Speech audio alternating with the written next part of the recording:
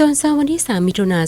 2026นี้เมืองปักกิ่งได้จัดกิจกรรมขึ้นอยู่ที่สโมสรบ้านน้ำเดือเนื่องในโอกาสเฉลิมฉลองวันที่1มิถุนายนวันปลูกต้นไม้แห่งชาติครบรอบ46ปีและวันเด็กน้อยสากลครบรอบ102ปีและเฉลิมฉลองวัน5มิถุนายนวันสิ่งแวดล้อมโลกครบรอบ53ปีและเป็นวันสิ่งแวดล้อมแห่งชาติครบรอบ27ปีเป็นเขตของร่วมในพิธีโดยแม่ท่านแก้ววงทองกรมมะแสงประธานคณะกรรมการปกครองเมืองมีหัวหน้าห้องการออมข้างเมืองประธานตาแสงแขกทึกเซินพร้อมด้วยการจัดตั้งบ้านพ่อแม่ประชาชนและน้องนักเรียนเข้าร่วมอย่างพร้อมเพรียง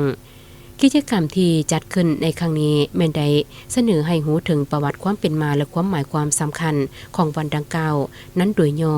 ต่อจากนั้นการนำภาครัฐก็ได้แจกจ่ายขนมให้กับเด็กน้อยก็คือน้องนักเรียนอย่างม่วนซื่นเป็นการให้ความอบอุ่นและแสดงถึงความหักแพงความห่วงใยต่อลูกหลานอนุชนเยาวชนผู้ที่จะกลายเป็นผู้สืบทอดภารกิจของชาติหลังจากนั้นก็ได้นำพาปลูกต้นดอกไม้ประดับจำนวน500กว่าต้นหล่อเลียบซ่องฟากทางเลขที่13ไตในขอบเขตบ้านน้ำเดืออย่างเป็นขบวนการซึ่งมีประเภทต้นดอกกะเหลา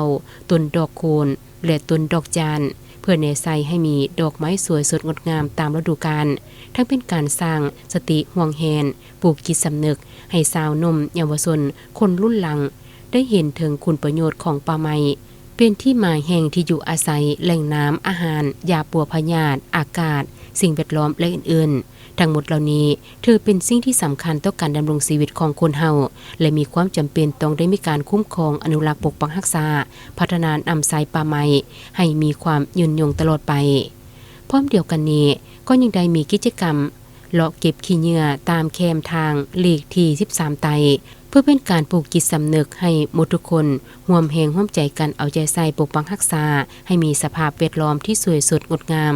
โดยบ่ทิ่มขี้เหงื่อสะสาย